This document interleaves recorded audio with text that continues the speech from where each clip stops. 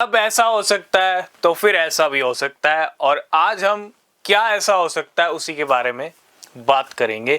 और आप देख रहे होंगे 2023 से मार्केट में रिकवरी मोड शुरू हुआ, और उसके बाद 2023 के मिड से ब्लैक रॉक ने एक प्रपोजल रखा था ईटीएफ का।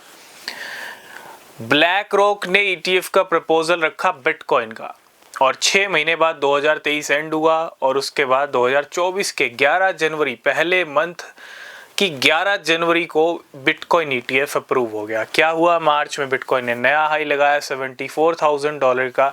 6-7 महीने मार्केट एक ही रेंज में रहा, नीचे $70,000 से।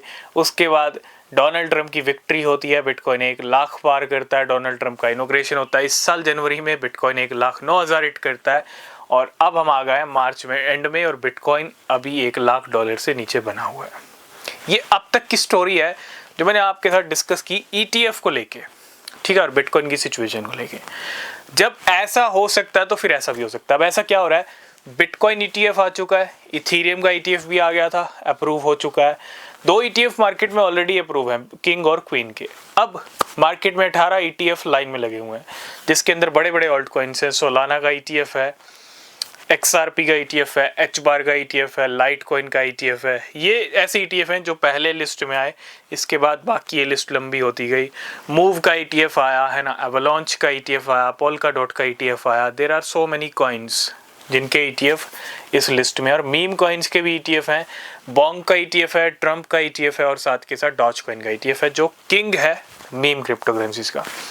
अब मीम कॉइन्स के ETF आ रहे हैं तो बाकी मीम कॉइन्स के भी ETF आ सकते हैं, और आज हम 3 ETF की बात करेंगे। जी हाँ, बहुत सारे लोगों को लगता है ये गेम चेंजर हो सकते हैं, बहुत सारे लोगों को लगता है इनके ETF आने से कुछ भी खास इम्पैक्ट नहीं पड़ेगा। लेकिन आप एक चीज़ नोटिस करना, जिस कॉइन को लेके मार्केट में कुछ नहीं हो रहा, कोई बड़ा जंप नहीं आ रहा, उसको या तो एक बड़ी न्यूज़ से जगाया जाता है ना, या फिर वो अपने आप जागता है टाइम आने पे। लेकिन अगर वो अपने आप नहीं जाग रहा है टाइम आने पे, तो न्यूज़ वो काम कर देती है। तो यही हम आपको समझाना चाहते हैं। पहला जो ETF है, देखो 18 ETF लाइन में लगे हुए हैं। पहला जो ETF है शिबा इनू ETF, बात भी चल रही है काफ़ी टाइम से, और कब आएगा, कैसे आएगा, कौन अप्लाई करेगा, कौन फाइल करेगा, ठीक है, ये टाइम बताएगा। लेकिन हाँ, ऐसा हो सकता है कि शिबा इनू का ETF मार्केट में आए, और ये न्यूज़ मार्केट में जब आएगी तो शिबा इनू पे एक पॉजिटिव रिएक्शन रह सकता है। और इस न्यूज़ के आने के बाद शिबा इनू में हलचल भी दिख सकती है, क्योंकि शिबा इनू एक ऐसा कॉइन है, मीम कॉइन, जिसकी अभी तक कोई बढ़िया खास हलचल दिखी नहीं है। इसी के साथ साथ एक और ETF जिसका नाम है पेपे। पेपे का ETF भी आ सकता है। क्यों? क्योंकि 2-3 ETF हैं मीम कॉइन्स के, और पेपे का ETF इसलिए आ सकता है क्योंकि पेपे भी कहीं ना कहीं स्ट्रॉन्ग क्रिप्टो बन के उभरा है 2024 के अंदर। हालांकि ऐसे तो बहुत सारे कॉइन्स हैं, लेकिन जो हम 3 पॉसिबिलिटीज़ की बात कर रहे हैं, इन तीनों के दिख सकते हैं, Shiba Inu ETF, पेपे ETF। Third number पे जो ETF आ सकता है वो आ सकता है बेबी डॉज कॉइन का। बेबी डॉज कॉइन 2021 का कॉइन है, और बेबी डॉज कॉइन की अगर हम all time high, all time low की बात करें, कोई बड़े नंबर नहीं है, कोई बड़े खास नंबर्स नहीं है, लेकिन फिर भी बेबी डॉज कॉइन के अंदर पोटेंशियल दिख रहा है बाइनेंस लिस्टिंग के बाद।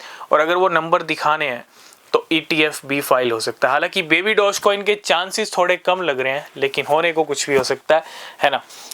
चांसेस थोड़े से ही हैं, लेकिन वो थोड़े से चांसेस भी यही कहते हैं कि बेबी डॉज कॉइन का भी ETF आ सकता है। बहुत सारे लोगों को लगता है कि इन तीनों के जो ETF आएंगे इनसे कोई इम्पैक्ट नहीं पड़ेगा।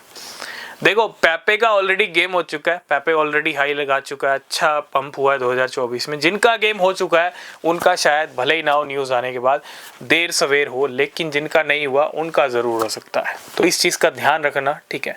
और इसी के अंदर सबसे पहला कॉइन है Shiba Inu coin. Baby doge coin के भी जलवे दिखे हैं, लेकिन वो मज़ेदार वाला जलवा अभी तक नहीं दिखा है।